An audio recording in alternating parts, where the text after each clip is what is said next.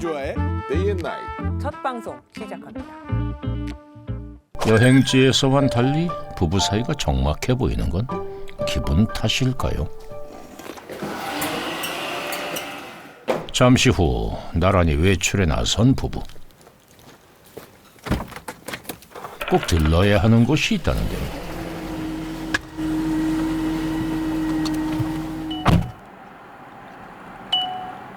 대체 어딜 가는 걸까요? 그런데 부쩍 말수가 줄어든 부부. 어쩐지 분위기가 심상치 않습니다. 도착한 곳은 인근의 한 아파트. 누굴 찾아온 걸까 했는데 내부가 회영합니다. 사용감은 전혀 찾아볼 수 없고요. 새 집처럼 깨끗한데요. 아니 우리가 분양받은 거지. 살려고 분양을 받은 건데 요거 지을 동안에 전세 들어갔던 것이 전세 사기를 당한 거지. 그래서 못 오는 거지 여기를. 그걸 빼지들 못하잖아 지금.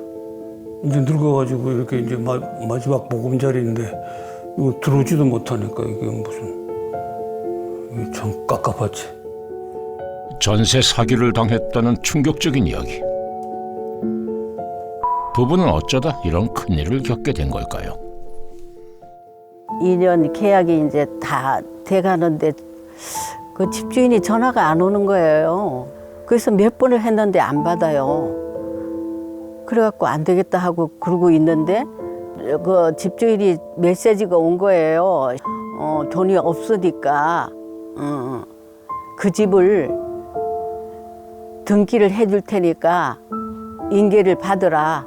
그리고 뭐 예를 들어서 그동안에 그 뭐 세금이 있나 보죠? 그런 걸 나보고 부담을 하라는 거예요. 아파트 입주 전까지 머물 집을 구했던 부부. 그런데 계약 기간이 끝나도록 집주인과 연락이 닿질 않았고 경찰에 신고한 뒤에야 전세 사기를 당한 걸 알게 됐답니다. 하늘이 무너지고 땅이 꺼지는 것 같았죠. 정말 여기서 그냥 내 몸이 다 무너지는 것 같이 가슴이 철렁했어요. 나중에 경찰에 고발을 하니까 22채를 해먹었대잖아.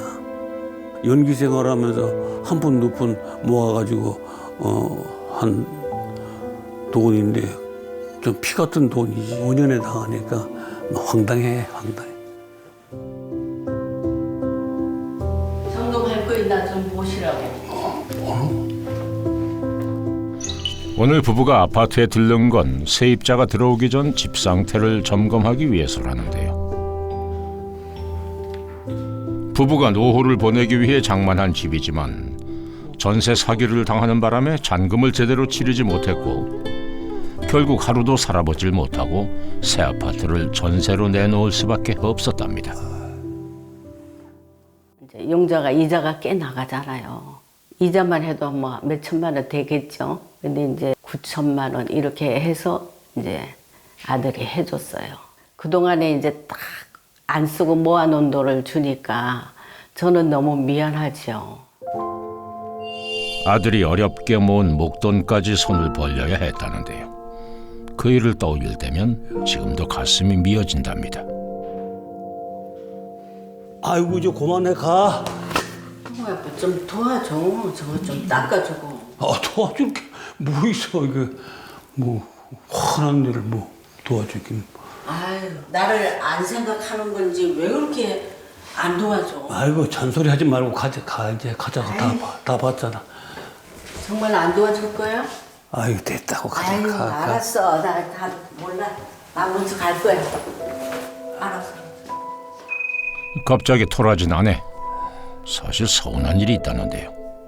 그냥 오직 자기 하는 그 직업 탤런트 연금 뭐 그것밖에 몰라요. 전세 사기라는 걸 알고 경찰서에다가 신고하고 구청에 시청에 다 저걸 했어요. 예, 저도 그냥 이 세상 물정을 잘 몰라요. 뭘 어떻게 해야 될지 이게 힘들었어요. 그날 밤 아가씨. 아들이네. 여보세요? 어디 거기 날씨가 어때?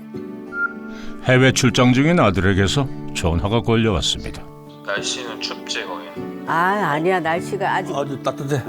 이제 날 추워지니까 따뜻하게 입고. 아빠는 그 추위 많이 타니까 패딩 입고 다녀야 되지. 패딩? 아직까지는 패딩 괜찮고 몸은 괜찮지 엄마 아빠가 별일 없지. 괜찮아? 건강해. 괜찮으니까 너 건강하게 잘 챙겨 먹어야라고. 나는 뭐 걱정하지 마. 엄마 아빠. 그래. 반가운 아들이지만 표정이 밝지 않은 부부. 그저 미안한 마음뿐입니다. 우리 때는 뭐 너무 힘들었지요. 배우들에는 대우가 그때는 너무 없었으니까 뭐 연극만 하고 돈이 없으니까. 그래가지고 이제 내 인생이라는 게 이제 결혼 어렵겠구나. 그러고 이제 하다가 내가 이제 다음 날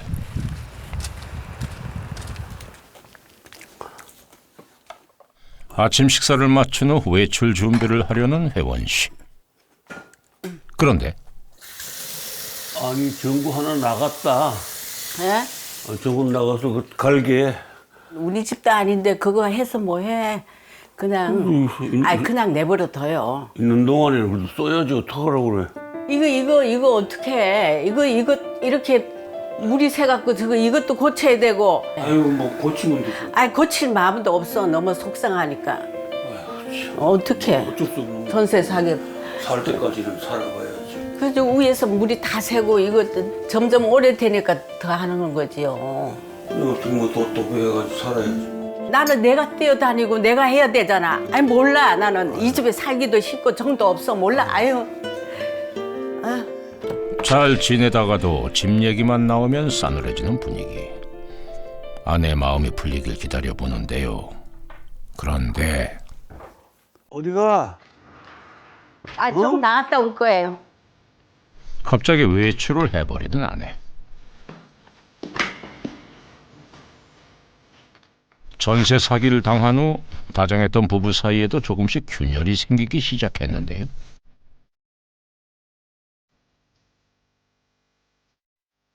그날 오후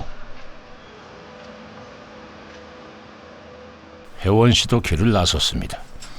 오늘은 아주 중요한 일정이 있는 날이라고 하는데요.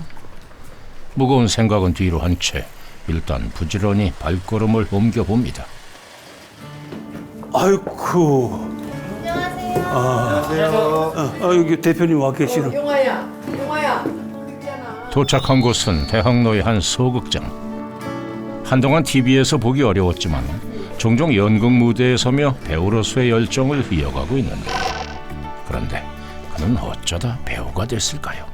변사 시절이었어. 우리 어릴 때는 국극단, 악극단 이런 게 들어오면은 이제 한 이틀이나 3일 이렇게 하면 그 주인공 대달래가 다 왜. 그래 앞에서 프롬프터를 쳐. 그럴 정도로 좋아했어요. 어린 시절부터 남몰래 배우의 꿈을 키워왔다는 혜원 씨. 무작정 상경의 극단에 들어가 연기를 배웠다는데요. 20대 중반 공채 탤런트에 합격하며 비로소 얼굴을 알리기 시작했죠. 악역은 그냥 시키는 게 아니라 연기를 잘해야 시켜요. 또 그걸 또 잘하니까 자꾸 시키는 거야. 수사반장이라서 123 뭐 그때 그 나가면은 병인이나 간첩이니까 한 번은 지방 갔다 고속버스터미널에 내렸는데 그 경찰이 참 가자고 그러더라고. 그래가지고 못 끌려갔지. 그리고 이제 식당 같은 데 가면은 막 아줌마들이 손가락질하고. 왜냐면 이미지가 악역하면은 별로 안 좋다고. 그래 광고를 별로 못